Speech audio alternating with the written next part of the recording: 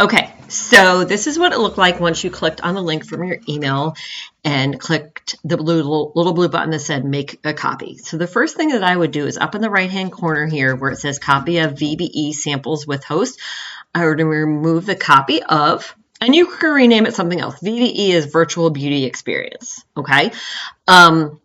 So then whenever I get a copy like this, I just scroll through and make sure that all the words are correct for what I need, that they don't have the previous person's name or things like that. So I did adjust it so it should be okay and usable for every person. Okay, so there's nothing that you need to change there, but just scroll through and look at anything that you ever make a copy of. So now the first thing that you need to do, I've already done it with this one, but the first thing you need to do is click publish, and then another little box will come up and click publish again, okay? Then what you can do is here in the settings, go to, I think it's not responses, go to presentation and the confirmation message. Make sure that that is something that you want to have, okay? And if it's not, you can edit it, but leaving it just as is fine.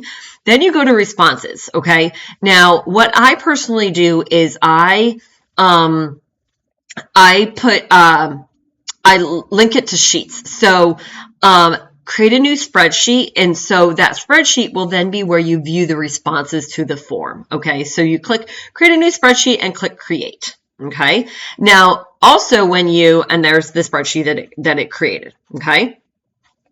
Then what you could do is in these three dots, get email notification for new responses. Then you know every time someone fills out the form that, that you got a new response. So make sure that that box is checked, okay? And so that is how you work with the form. Then to create the link that you send out for the hostess to forward and for her to even fill out is click this little chain and then click and that's the link. The chain is a link, okay? Chain link. Click the shorten URL and click copy, okay? And that is the form that you are texting out. Now, in order to text it and get it from a computer to a text, just create an email to yourself and paste it into an email, okay?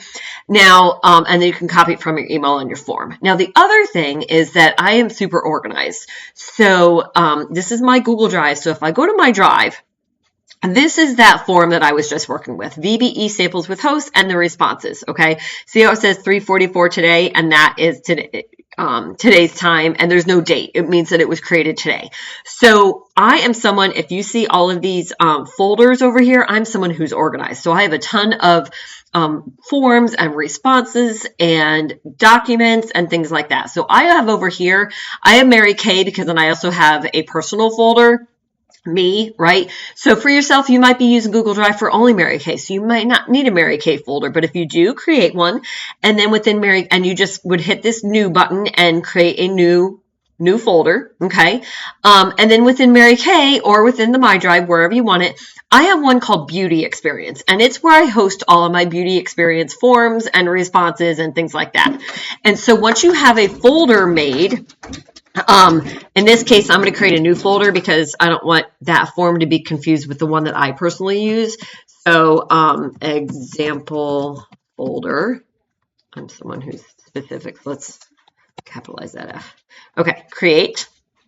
So here's that example folder. So in My Drive, you can highlight both of these. So I pressed Shift. So I clicked on one and then I pressed Shift and selected the next one.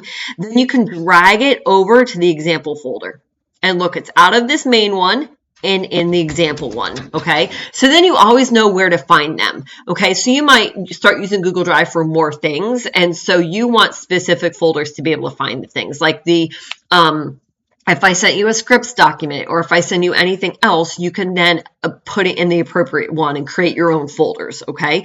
So that's how I work with this Google form and how I view the responses and create the link for the responders. Let me know if you have any questions about using the Google form.